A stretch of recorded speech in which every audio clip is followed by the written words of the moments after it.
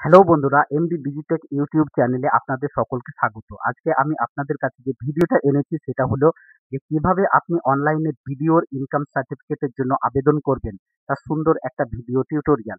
ভিডিওটা স্কিপ না করে প্রথম থেকে শেষ পর্যন্ত দেখুন, যাতে কোনো স্টেপ মিস না যায়।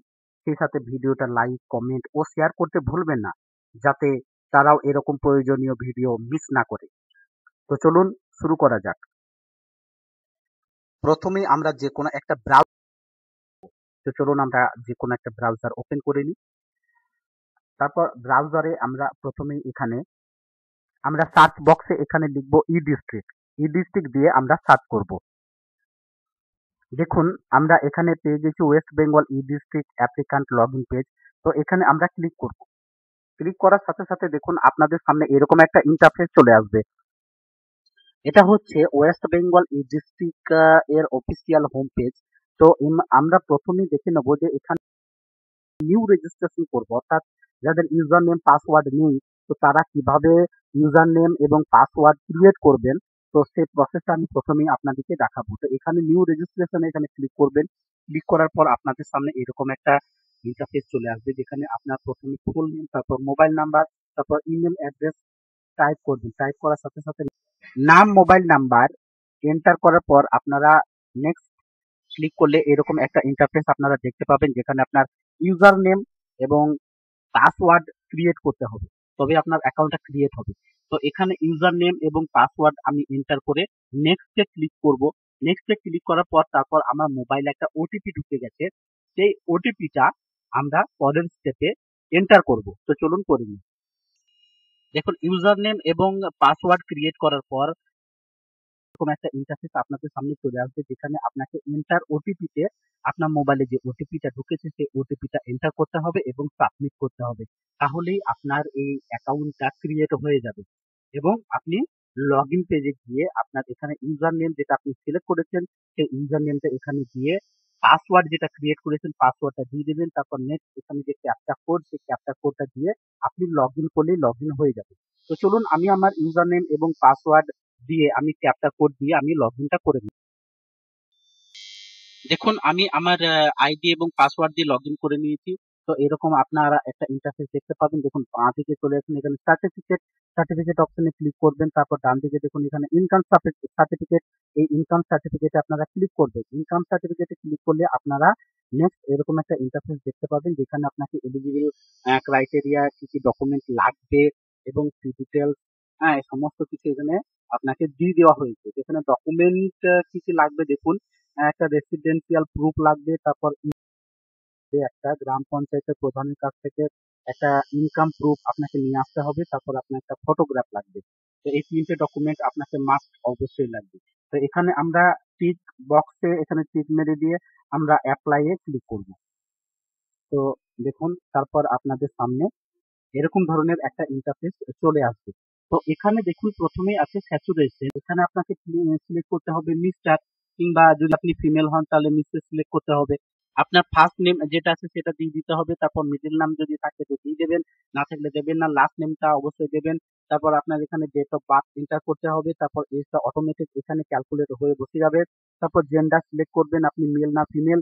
তারপর আপনার এখানে মোবাইল নাম্বারটা অবশ্যই দিতে হবে, তারপর ইমেল আইডি এখানে থাকলে দেবেন, না থাকলে দেওয়া দরকার নেই। তারপর আধার কার্ডের যে নাম্বার, সেই নাম্বারটা আপনি অবশ্যই এখানে বসিয়ে দেবেন। তারপর এখানে প্রেজেন্ট অ্যাড্রেসে আপনার অ্যাড্রেসটা সঠিকভাবে ফিল আপ করবেন। এখানে ইন্ডিয়া সিলেক্ট হয়েছে, স্টেট সিলেক্ট হয়েছে ওয়েস্ট বেঙ্গল। তারপর ডিস্ট্রিক্টটা আপনি সিলেক্ট করে নেবেন, আমি বীরভূম সিলেক্ট করে নিলাম। তারপর সাব ডিভিশন আমি রামপুরহাট সিলেক্ট করলাম, আপনাদের যেটা সেটা সিলেক্ট করে নেবেন। তারপর রুরাল না আরবান সেটা সিলেক্ট করে নেবেন। তারপর ব্লক এলাকা না মিউনিসিপ্যাল এলাকা সেটা সিলেক্ট করে নেবেন। তারপর এখানে ব্লক যদি হয় তাহলে আপনার কোন ব্লকের আন্ডারে পড়ছে সেটা আপনি সিলেক্ট করে নেবেন। তারপর আপনার গ্রামের নাম যেটা সেটা সিলেক্ট করে নেবেন। তারপর এখানে পুলিশ স্টেশন, আপনার পুলিশ স্টেশন যেটা সেটা আপনি সিলেক্ট করে নেবেন। তারপর পোস্ট অফিস আপনার যেটা সেটা আপনি সিলেক্ট করে নেবেন। তারপর অ্যাড্রেস লাইন এটাও আপনি সিলেক্ট করে নেবেন, আপনার যেটা গ্রামের নাম সেটাকে এখানে এন্টার করে দেবেন। তারপর এখানে এন্টার করার পর আপনার এখানে পিন নম্বর অর্থাৎ পিনকোড, আপনার এরিয়ার যে পিনকোড সেই পিনকোড নাম্বারটা এখানে আপনি বসিয়ে দেবেন।